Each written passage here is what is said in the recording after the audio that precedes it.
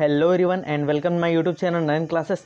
आज की इस वीडियो हम सभी जानेंगे हाल ही में government of India ministry of defence Bombay engineer group and centre खिड़की पुणे के द्वारा एक वैकेंसी एडवर्टाइजमेंट जारी किया गया है।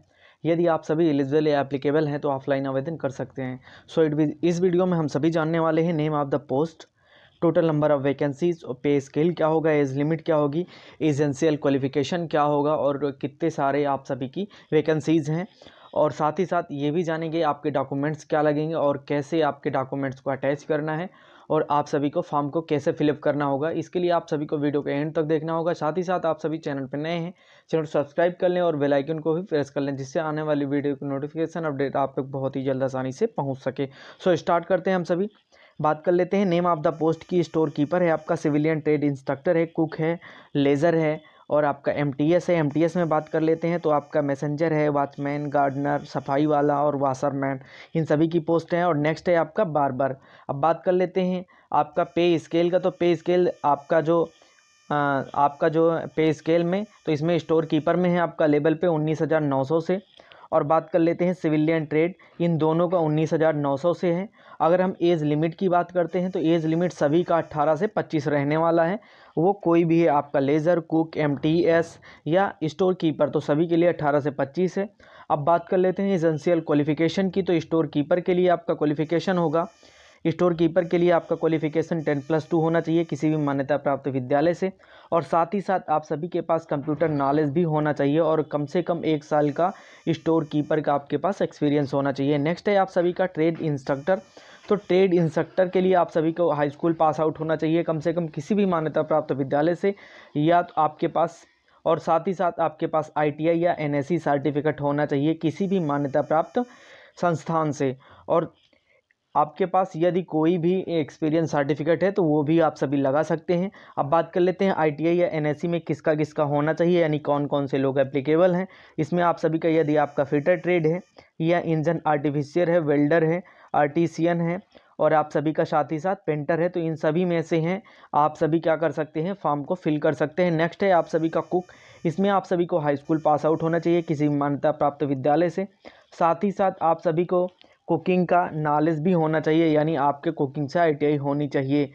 और बात कर लेते हैं लेज़र की। तो इसमें भी आप सभी का हाई स्कूल पास आउट होना चाहिए किसी मान्यता प्राप्त विद्यालय से और साथ ही साथ ट्रेड की जानकारी होनी चाहिए। एमटीएस की बात करें तो इसमें केवल हाई स्कूल पास आउट आपको होना चाहिए। ओके, अब बात कर लेते हैं यानी एमटीएस में जिसके लिए भी आप कह रहे हैं उसके लिए उसका आपके पास सर्टिफिकेट होना चाहिए। जैसे मैसेंजर है तो इसके लिए इसका भी आपके पास सर्टिफिकेट होना चाहिए, सफाई वाला, इन सभी का रिलेटेड ट्रेड से सर्टिफिकेट होना चाहिए। आप बात कर लेते हैं आप सभी के डॉक्यूमेंट्स क्या क्या लगने वाले हैं। तो इनमें आपके डॉक्यूमेंट्स, आपका high school pass out certificate होना चाहिए किसी भी मान्यता प्राप्त विद्यालय से, जैसा मैंने आप सभी को बताया।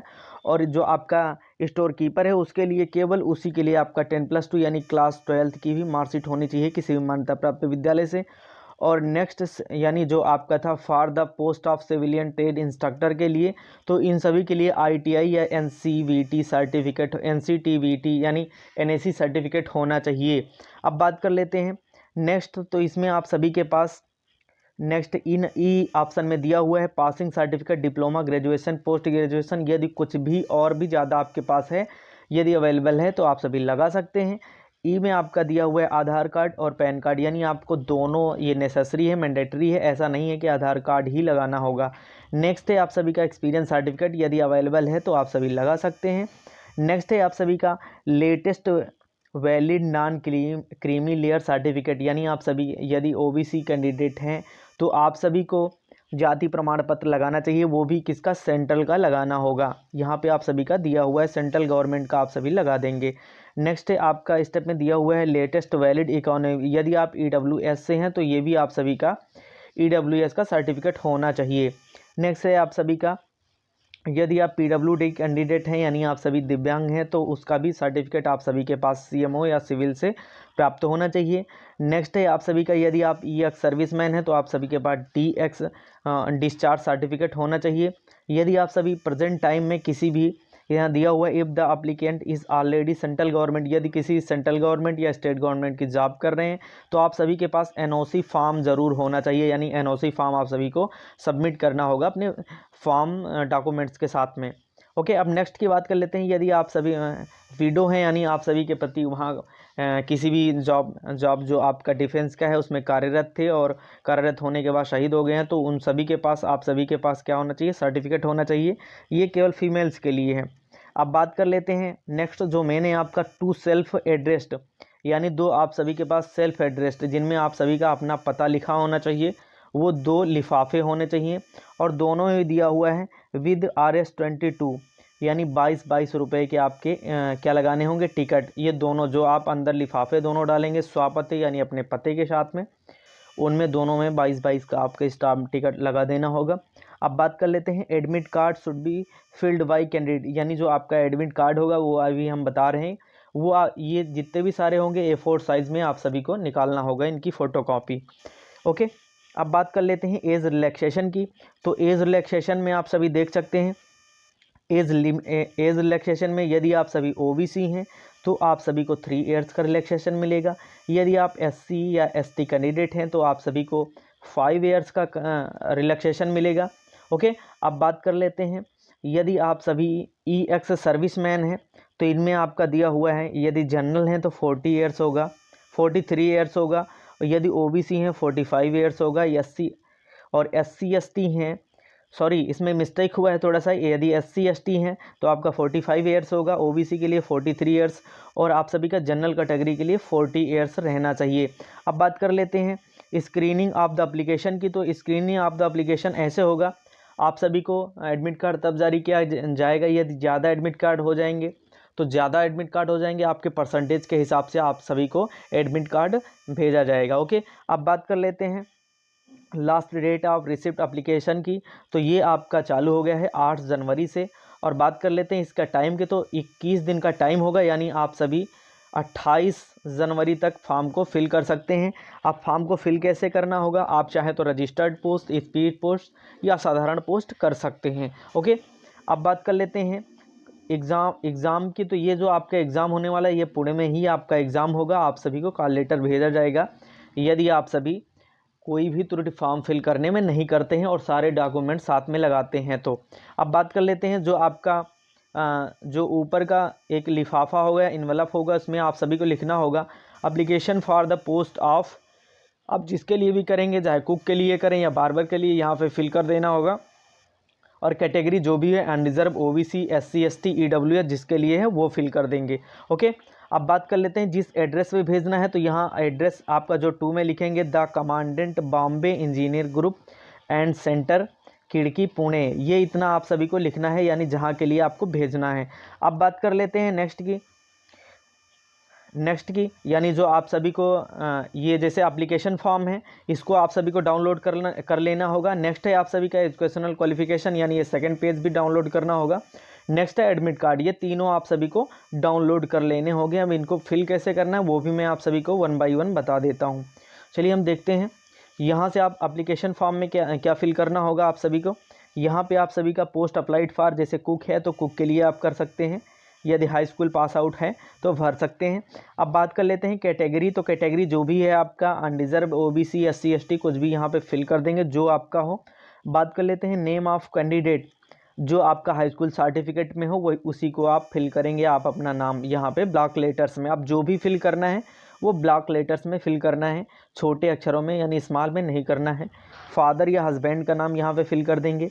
करेस्पॉन्डेंस एड्रेस यानी पत्राचार का पता, अपना पता जो जहाँ आप रहते हैं, यदि गांव में है तो गांव का, शहर में है तो मोहल्ले का, और यहाँ पे आप पिन डाल देंगे। यहाँ पे परमानेंट एड्रेस, यदि correspondence address permanent address same है तो ये वाला एड्रेस ही यहाँ पे आप फिल कर देंगे। चलिए अब नेक्स्ट हम सभी देखेंगे। यहाँ पे आप सभी देख सकते हैं मोबाइल नंबर फिल कर देंगे, यहाँ पे ईमेल आईडी फिल कर देंगे, यहाँ पे आप डेट ऑफ बर्थ फिल कर देंगे, यहाँ पे मैरिटल स्टेटस यानी मैरिड है तो मैरिड, अनमैरिड है अनमैरिड, जेंडर यहाँ पे मेल फीमेल या अदर जो भी हैं फिल कर सकते हैं। नेशनलिटी आपको इंडियन डालनी होगी जो भी होगा। यहाँ पे आप पैन नंबर फिल करेंगे, यहाँ पे आधार नंबर। वेदर EX सर्विसमैन, यदि EX सर्विसमैन है तो यहाँ पे S करेंगे और इससे रिलेटेड डॉक्यूमेंट आप सभी लगाएंगे जैसा यहाँ पे दिया हुआ है। ओके, यहाँ पे जानकारी भी फिल करेंगे, यदि नहीं है तो यहाँ पे नो कर देंगे। ओके, इसको नहीं फिल करेंगे। अब बात कर लेते हैं वेदर PWD, यदि आप दिव्यांग हैं तो यहाँ पे एस कर देंगे। एस करने के बाद जो नीचे दी गई आपको सारी जानकारी है, ये यहाँ पे जो जानकारियाँ हैं इनको आपको फिल करना होगा। यदि नहीं है तो यहाँ पे आपको नो कर देना होगा और आगे बढ़ना होगा। नेक्स्ट आप सभी देखेंगे एजुकेशनल क्वालिफ़िकेशन की। तो इसमें आप सभी देखेंगे आपको यदि हाई स्कूल मांगा गया है तो यहाँ पे आपको पासिंग ईयर डाल देना 2012-14 जो भी है, और यहाँ पे आपका यूपी बोर्ड है या आपका CBSE बोर्ड है जो भी यहाँ पे फिल कर देंगे। जितने % आपने मार्क्स हैं यहाँ पे डाल देना होगा। वैसे ही आपका 12th में है, और यहाँ पे ITI या NCVT इसमें भी आपका पासिंग ईयर होगा। यहाँ पे आपका बोर्ड तो यहाँ पे आप NCVT डाल देंगे, और यहाँ पे जितने भी आपके % ऑफ मार्क्स होंगे वो डाल देंगे।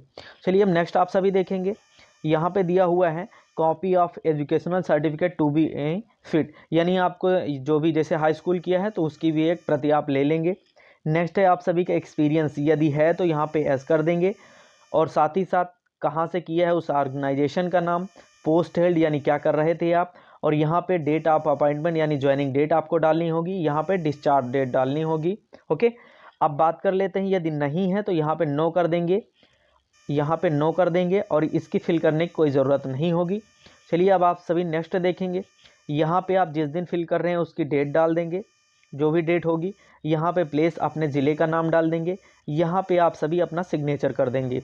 ओके, अब यहाँ नेक्स्ट आप सभी देख रहे हैं यहाँ पे लिखा हुआ है फॉर ऑफिस यूज़ ओनली, तो ये आप सभी को फिल नहीं करना होगा, ऐसे आप सभी को स्लाइस करके आगे बढ़ना होगा। यहाँ पे दिया हुआ है एडमिट कार्ड, तो इस वाले में आप सभी को करना क्या होगा, ये देखिए लिखा हुआ है apex recent passport size photo, जो जिसमें आप सभी का क्या होना चाहिए, सेल्फ अटेस्टेड यानी अपना सिग्नेचर आप सभी को कर देना होगा उस फ़ोटो के ऊपर। आधा आपका नीचे होना चाहिए नाम और आधा आपका फ़ोटो के ऊपर होना चाहिए। ये आपकी नियर अबाउट 3 महीने के अंदर की होनी चाहिए। अब बात कर लेते हैं यहाँ पे आप सभी को जिस पोस्ट के लिए, कुक के लिए, जिसके लिए फ़िल कर रहे हैं वो कर देंगे। अपनी कैटेगरी आप फिल कर देंगे, और यहाँ पे आप सभी अपना नाम फिल कर देंगे ब्लॉक लेटर्स में। यहाँ अपने फादर का नेम या हस्बैंड का नाम, यहाँ डेट ऑफ बर्थ आप फिल कर देंगे, यहाँ पे जेंडर अपना फिल कर देंगे, यहाँ पे आधार नंबर, आइडेंटिफिकेशन मार्क, जैसे आपके गाल पे क्या है, एक मोल है तो यहाँ पे आप लिख देंगे मोल ऑन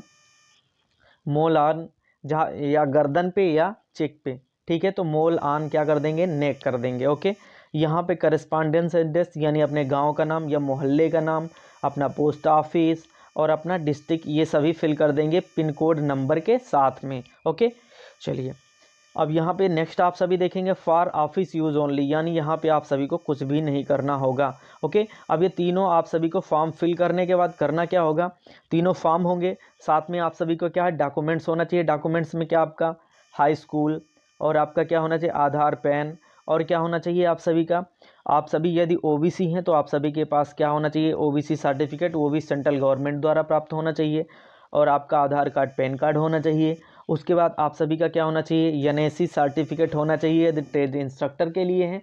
यदि अन्य सभी के लिए, आई थिंक आपका MTS के लिए है, तो उसमें हाई स्कूल सर्टिफिकेट होना चाहिए। ओके, यदि आप सभी को वीडियो में कोई भी डाउट लगता है तो आप सभी कमेंट बॉक्स में कमेंट कर सकते हैं। और रही बात आपकी पोस्ट करने की, तो आप सभी चाहें तो रजिस्टर्ड पोस्ट या स्पीड पोस्ट या सब साधारण पोस्ट कर सकते हैं, जैसे आपके पास टाइम हो वैसा कर सकते हैं। ओके, अब बात कर लेते हैं पोस्ट कैसे करना हो। जैसे मैंने आप सभी को बताया, 2 आपको स्वापते लिफाफे होंगे, इन दोनों स्वापते लिफाफे में 22-22 का स्टाम्प टिकट होना चाहिए, वो आपको यहाँ चिपका देना होगा, और दोनों को बड़े लिफाफे में फॉर्म और डॉक्यूमेंट्स के साथ फिल कर देना होगा। Okay, thank you for watching me.